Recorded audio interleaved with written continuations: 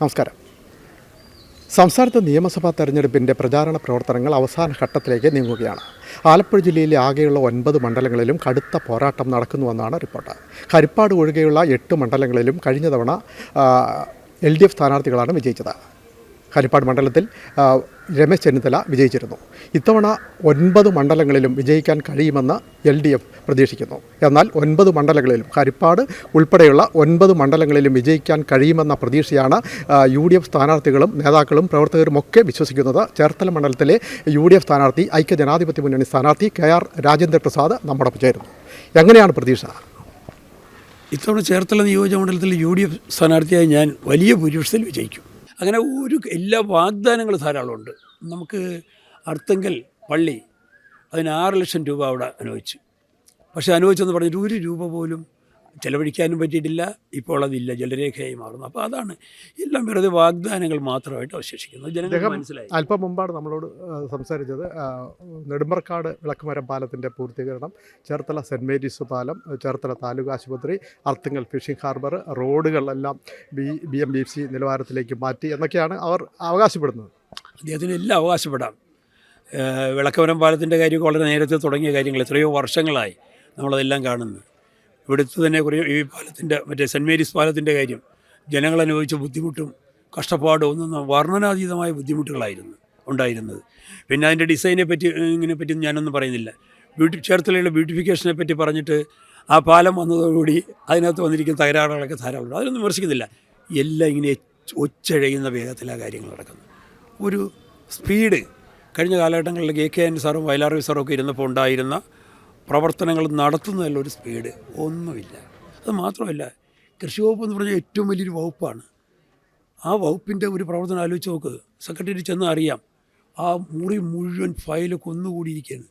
ഒരു ഫയലും നോക്കുന്നില്ല അദ്ദേഹം, ഒരു നടപടിയും ചെയ്യുന്നില്ല.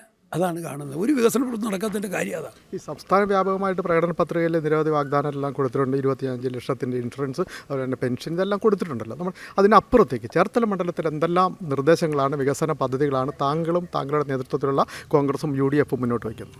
ഇത്തവണ UDF, അതായത് ശ്രീ KC വേണുഗോപാലും ശ്രീ രമേശ് ചെന്നിത്തലയും VD സതീശനും ഒരുമിച്ച് ഇരുന്ന് വലിയ വിദഗ്ധന്മാരുമായിട്ട്, സാമ്പത്തിക വിദഗ്ധന്മാരുമായിട്ട് കൂടിയാലോചനകൾ നിരന്തരമായി നടത്തി ഓരോ നിയോജക മണ്ഡലത്തിൻ്റെ വികസന കാര്യങ്ങൾ ചർച്ച ചെയ്ത് രൂപരേഖ ഉണ്ടാക്കിയിട്ടുണ്ട്. അപ്പോൾ അതൊക്കെ ഏതായാലും ഇത് കഴിഞ്ഞിട്ടാണ് ഞങ്ങൾ പറയാൻ പോകുന്നത്. ഏതായാലും ചേർത്തലയിലെ ശക്തമായ കൊച്ചിയുടെ ഒരു ഉപഗ്രഹ നഗരമാക്കി ഇതിന് ചേർത്തലയെ വളർത്തിയെടുക്കും. പുതിയ വ്യവസായങ്ങൾ തുടങ്ങും. കയർ വ്യവസായത്തിൻ്റെ നവീകരണമാണ് ആദ്യത്തെ സ്ഥിതി. ഓരോ വനിതയ്ക്കും ചുരുങ്ങിയത് 500 മുതൽ 600 രൂപ വരെ ഓരോ ദിവസം കിട്ടാനുള്ള പദ്ധതികളെല്ലാം ഉണ്ടാക്കും. ഈ കയർ മേഖലയാണല്ലോ വലിയ പ്രതിസന്ധി നേരിടുന്നത്. എപ്പോഴും വാർത്തകളിൽ നിറയാണ് കയർ മേഖല പ്രതിസന്ധിയാണ്, തകർച്ചയാണ് എന്നൊക്കെയാണ്. കഴിഞ്ഞ 10 കൊല്ലത്തിന് മാത്രമല്ല, അതിന് മുമ്പ് അങ്ങനെ തന്നെ ആയിരുന്നു എന്ന് തോന്നുന്നു. അങ്ങ് കയർ മേഖലയായി ബന്ധപ്പെട്ട് നിൽക്കുന്ന ആളാണല്ലോ. അതിനൊരു പരിഹാരം എന്താണ്? ഒരു പുതിയ ബദൽ നിർദ്ദേശം എന്താണ്? അല്ല, അറിയാമല്ലോ, ഞാൻ ശ്രീ ഉമ്മൻചാണ്ടി സാർ മുഖ്യമന്ത്രിയും അടൂർ പ്രകാശ് കയർ വകുപ്പ് മന്ത്രി ആയിരുന്നാലും ഞാൻ കയർ കോർപ്പറേഷൻ ചെയർമാനായിരുന്നു. അന്ന് ഈ മേഖലയുടെ സമഗ്രമായ വികസനത്തിന്, പശ്ചാത്തല വികസനം, എല്ലാ വികസനവും സമഗ്രമായ പദ്ധതികൾ ആവിഷ്കരിച്ച് നടപ്പാക്കി. പക്ഷെ അതിനുശേഷം 10 വർഷക്കാലം LDF ഭരണത്തിലെ കയർ മേഖല സർവനാശം സംഭവിച്ചിരിക്കുന്നു. സമസ്ത മേഖലകളിലും പോയി. തൊഴിലാളികളുടെ കൂലി പോലും ഒരു 340 രൂപയിലധികം കൊടുക്കാൻ കഴിഞ്ഞിട്ടില്ല.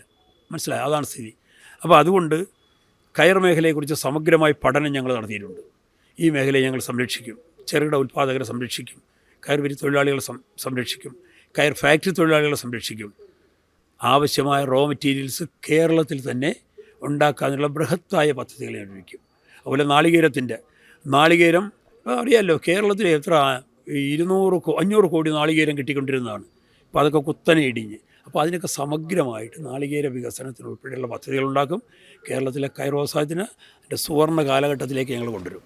ഈ പൊതുമേഖലാ സ്ഥാപനങ്ങൾ ഇല്ലാത്ത ഒരു മണ്ഡലമാണല്ലോ ചേർത്തല. എടുത്തു പറയത്തക്ക പൊതുമേഖലാ സ്ഥാപനങ്ങൾ ചേർത്തല ഇല്ലാന്ന് തന്നെ പറയാം. അങ്ങനെ എന്തെങ്കിലും ഇപ്പോൾ മാക്ഡവൽ കമ്പനി തകർന്ന സ്ഥിതി കിടക്കുകയാണ്, പതിറ്റാണ്ടുകളായിട്ട് അങ്ങനെ തകർന്ന് കിടക്കുകയാണ്.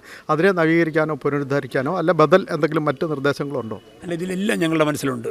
സ്റ്റീൽ ഇൻഡസ്ട്രീസ് കേരള ലിമിറ്റഡ് ഇവിടെ കിടന്ന സ്റ്റീലിൻ്റെ അത് ചേർത്തല മണ്ഡലം അല്ലല്ലോ. അല്ല, ഞാൻ പറയും ഈ താലൂക്കിൽ വരുന്നതാണ്, ചേർത്തല മണ്ഡലത്തിൽ അല്ലെങ്കിലും. മാക്ഡവൽ പോലെയുള്ള കാര്യങ്ങളെല്ലാം ഉണ്ട്.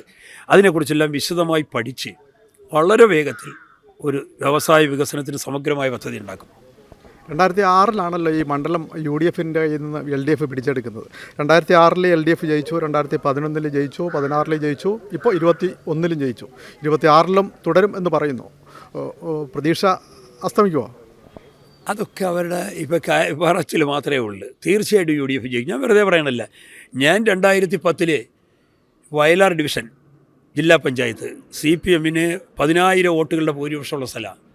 ആ വയലാറിൽ ഞാൻ ലീഡ് ചെയ്ത് ജില്ലാ പഞ്ചായത്തിൽ ഞാൻ വിജയിച്ച ആളാണ്. അതുപോലെ തന്നെ രക്തസാക്ഷിമണ്ഡപം നിൽക്കുന്ന വാർഡിൽ ഞാൻ മത്സരിച്ച് ജയിച്ചതാണ്. ജനങ്ങൾ എൻ്റെ കൂട്ടത്തിലുണ്ട്. ഞാൻ 10,000 മെമ്പർമാരുള്ള ഒഴിവ് സർവീസ് സഹകരണ ബാങ്കിൻ്റെ പ്രസിഡൻ്റ് കഴിഞ്ഞ 32 വർഷക്കാലമായിട്ട് ജനങ്ങളുമായിട്ട് എനിക്ക് ബന്ധമുണ്ട്. ഇത് രാഷ്ട്രീയത്തിനതീതമായി, രാഷ്ട്രീയമല്ല, കോൺഗ്രസും കമ്മ്യൂണിസ്റ്റും ഒന്നുമല്ല, രാഷ്ട്രീയത്തിനതീതമായി ജനങ്ങളുടെ ഇടയിൽ പ്രവർത്തിക്കുന്ന ആളാണ് ഞാൻ. ആ 16 വോട്ടും താങ്കൾക്ക് കിട്ടും? ഒരു സംശയവും ഇല്ല, കിട്ടും.